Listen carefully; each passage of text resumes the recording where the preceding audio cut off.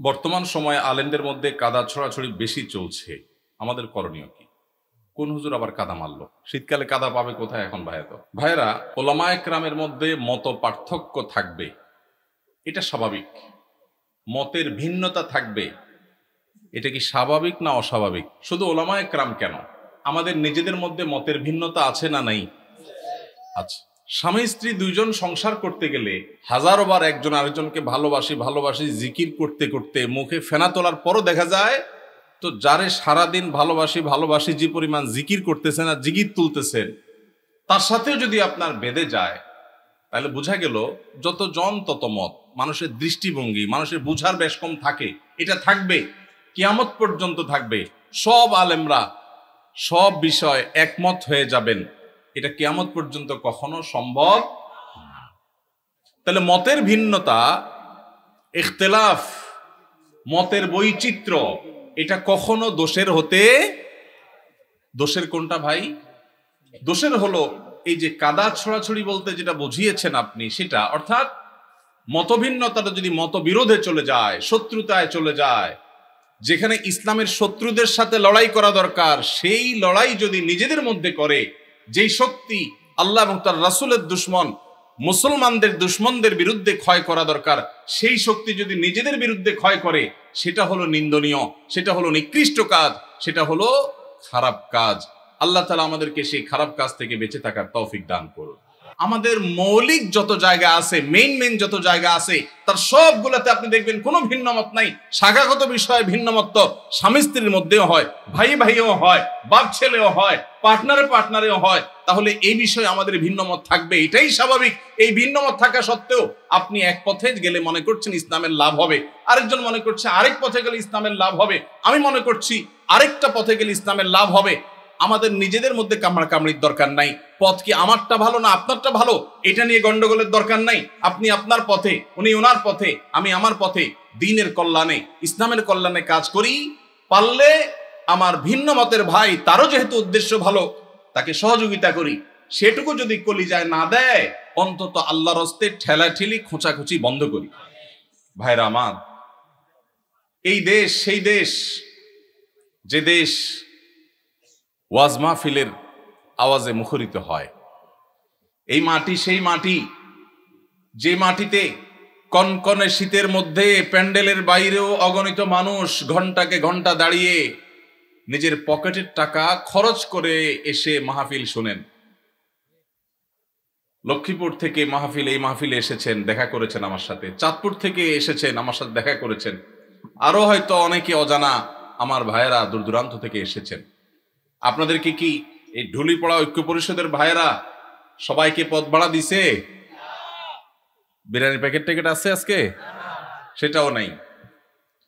নিজের খরচে, নিজের গরজে ওয়াজ মাহফিলগুলোতে যে স্বতঃস্ফূর্ত অংশগ্রহণ হয়, বাংলাদেশে কোন সমাবেশে এইরকম স্বতঃস্ফূর্ততার কোন দৃষ্টান্ত কেউ দেখাতে পারবে না। সেই দেশে, সেই মাটিতে আমরা মুসলমানরা সামান্য কিছু বিদেশিদের দালাল, তাদের এজেন্ডা এই দেশের মাটিতে, এদেশের মানুষের খেয়ে যারা বাস্তবায়ন করে, তাদের কাছে আমরা অনেকটা গোলামির জিঞ্জিরে আবদ্ধ হওয়ার মতো আবদ্ধ হয়ে আছি আজ 50টা বছর। 50 বছর বললে ভুল হবে, সে ব্রিটিশ আমল থেকে শুরু হয়েছে। দ্বীন এবং ইসলামকে কোণঠাসা করে একঘরে রাখার এক অপরচেষ্টা, নীল নকশা এদেশে প্রতিনিয়ত বাস্তবায়ন করা হয়। এদেশের শিক্ষাক্রমে, পাঠ্যপুস্তকে এদেশের আপামর সাধারণ ধর্মপ্রাণ মানুষের চিন্তাধারার প্রকাশ আপনি সচরাচর দেখতে খুব কম পাবেন না। এদেশের সংবিধানে, এদেশের আইনে, এদেশের মিডিয়াতে, এদেশের আদালতে, এদেশের বিভিন্ন জায়গায় গণমানুষের আকাঙ্ক্ষা বলতে যা, সেটা খুব বেশি প্রতিফলিত হতে দেখবেন না। দেখবেন যে সব এজেন্ডা বাস্তবায়ন, বিভিন্ন জিনিস পুশ করানোর চেষ্টা, এত এত শয়তানি চক্রান্ত যেই মাটিতে চলে, সেই মাটিতে ইসলামপন্থীরা পরস্পর কাদা ছড়াছড়ি করবে, এর চাইতে নির্লজ্জতা, এর চাইতে দুঃখজনক ঘটনা মুসলমান জাতির জন্য আর কি হতে পারে?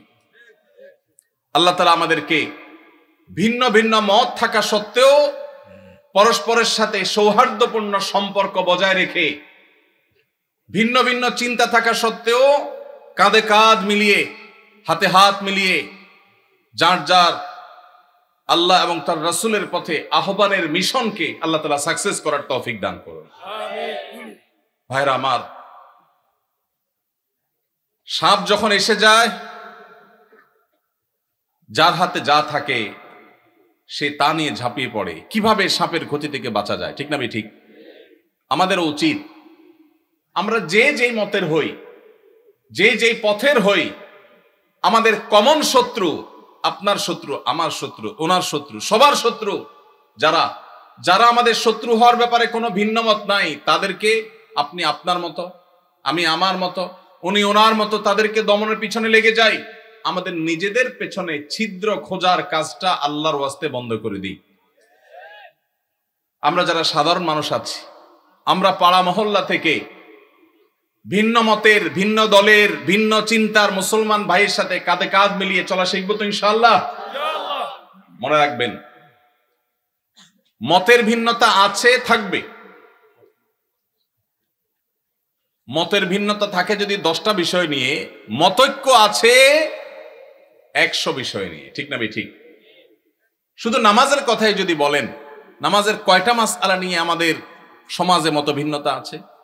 এর বিপরীতে মতৈক্যের বিষয় পাবেন আপনি অগণিত। মৌলিক আকীদা ঈমানের বিষয় যদি বলেন, আমাদের আল্লাহ এক, মুসলমানদের মধ্যে মত পার্থক্য আছে।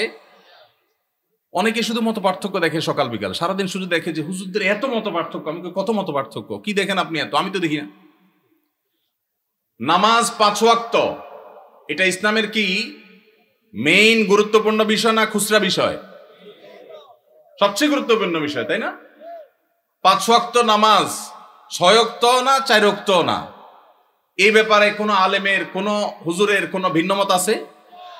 তাহলে আমাদের আল্লাহ এক, এটা নিয়ে কোনো ভিন্নমত নাই। আমাদের নামাজ 5 ওয়াক্ত, এটা নিয়ে কোনো ভিন্নমত নাই। ইসলামের রোকন 5টা, ভিন্নমত নাই।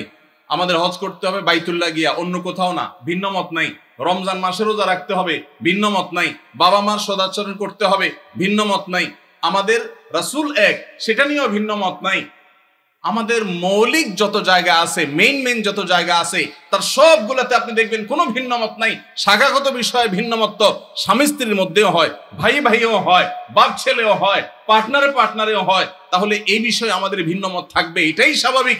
এই ভিন্নমত থাকা সত্ত্বেও আপনি এক পথে গেলে মনে করছেন ইসলামের লাভ হবে, আরেকজন মনে করছে আরেক পথে গেলে ইসলামের লাভ হবে, আমি মনে করছি আরেকটা পথে গেলে ইসলামের লাভ হবে।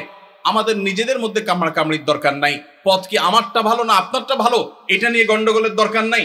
আপনি আপনার পথে, উনি ওনার পথে, আমি আমার পথে, দ্বীনের কল্যাণে, ইসলামের কল্যাণে কাজ করি। পারলে আমার ভিন্ন মতের ভাই, তারও যেহেতু উদ্দেশ্য ভালো, তাকে সহযোগিতা করি। সেটুকু যদি কলিজায় না দেয়, অন্তত আল্লাহর হস্তে ঠেলাঠেলি খোঁচাখুচি বন্ধ করি। আপনারা যারা আজকের মাহফিলে এসেছেন, আপনাদের কাছে আমার উদাত্ত আহ্বান, এটা আপনার মহল্লার মসজিদ থেকে শুরু হতে হবে। ভিন্ন মতের মুসলমানের সাথে মুস্কি হাসি দিয়ে সালাম দেওয়া অভ্যাস করবেন। সম্ভব হলে বাসায় দাওয়াত করবেন, চেষ্টা করবেন তো ইনশাআল্লাহ। ভিন্ন মতের মুসলমানদের বাসায় দাওয়াত দিয়ে খাওয়াইলে সওয়াব হবে না গুনাহ হবে? কি বলেন ভাই, গুনাহ হবে? ভাই মদিনা শরীফ থেকে, মসজিদে নববীর সোহবতে থেকে, মদিনা ইসলামী বিশ্ববিদ্যালয় থেকে পড়াশোনা করে অনার্স মাস্টার্স করে আসছেন। সৌদি আরবে দায়ী ছিলেন, ঢাকা ইউনিভার্সিটিতে পড়াশোনা করেছেন, অনেক যোগ্য মানুষ। ভাই, অন্য মতের আহলে কেবলা, আহলুস সুন্নাত জামাতের শামিল ভাইকে দাওয়াত দিয়ে খাওয়াইলে, এমনকি যদি অন্য মতের হয়, রাসূল আকরাম সাল্লাল্লাহু আলাইহি সাল্লাম যদি অমুসলমানকে খাওয়ান, তো আমরা ভিন্ন মতের মুসলমানরে খাওয়াইলে সওয়াব হবে না গুনাহ হবে? ভাইকে একমত? সওয়াব হবে তো? আলহামদুলিল্লাহ। এখানকার সব হুজুররা একমত। আপনার বলেন হুজুরদের মধ্যে কোনো মিল নাই, মত পার্থক্য শুধু। কই মত পার্থক্য? আমরা 3 হুজুর একমত হয়ে গেছে আলহামদুলিল্লাহ। আমি আশা করি দেশে কোনো হুজুরের ভিন্ন মত নাই। এখন আমার প্রশ্ন, আপনি একজন তবলিগ জামাত করেন, আপনি জামাত ইসলামীর এক ভাইকে, চরনাবিশ মরিদ এক ভাইকে, আহলে হাদিস এক ভাইকে আপনার বাসায় শুধু আপনার মুসলমান ভাই হিসাবে দাওয়াত দিয়া খাওয়াইছেন। এই ঘটনাগুলো আমাদের দেশে বেশি হয় না কম হয়? কম হয় মানে সচরাচর খুব একটা দেখাই যায় না। আহা, আমাদের কলিজাগুলোকে একটু বড় করতে হবে যদি আমরা আল্লাহকে খুশি করতে চাই। আল্লাহ আমাদেরকে তৌফিক দান করুন। ওলামায়ে কেরামের মধ্যে মতভিন্নতা এটা অনেক সময় আমরা বাড়াই, অনেক সময় আমাদের এই ক্যামেরা হুজুররা বাড়ায়। ক্যামেরা হুজুররা অনেক সময় আসলে লাগালাগির কিছু নাই, কিন্তু সাধারণ দর্শকরা দেখে মনে করে দেখছো হুজুররা লাগালাগি শুরু করছে। আসলে হুজুরদের কোনো লাগালাগি নেই, লাগালাগি কাদের? ক্যামেরাম্যান ভাইদের। আল্লাহ আমাদের ক্যামেরাম্যান ভাইদেরকে হেদায়েত দান করুক, ইউটিউবার ভাইদেরকে আল্লাহ হেদায়েত দান করুক। সামান্য ভিউ কামানোর জন্য যারা আল্লাহর দ্বীনের ক্ষতি করছেন, যারা উলামায়ে কেরামের মধ্যকার সম্পর্ক নষ্ট করছেন, তারা আল্লাহকে ভয় করেন। এই টাকা জাহান্নামের আগুন হয়ে আপনাদেরকে স্পর্শ করবে। এমনি ক্যামেরা সেট করা নিয়ে আপনার এদের উপরে খেপা আছেন, এখন তাদের বিরুদ্ধে ওয়াজ গেছে। আমি তো তাদের নিরাপত্তা নিয়ে আশঙ্কায় আছি। আল্লাহ তাআলা আমাদের ভাইদেরকে হেদায়েত দান করুন। ভাইরা আমার, সিরিয়াস ইস্যু।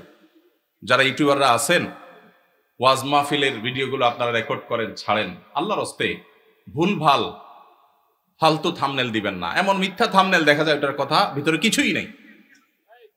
অনেক সাদামাটা মানুষ আছে, বুঝে না। তো উলামায়ে কেরামের মধ্যে দূরত্ব সৃষ্টি করার ক্ষেত্রে এসব কাজেরও ভূমিকা আছে।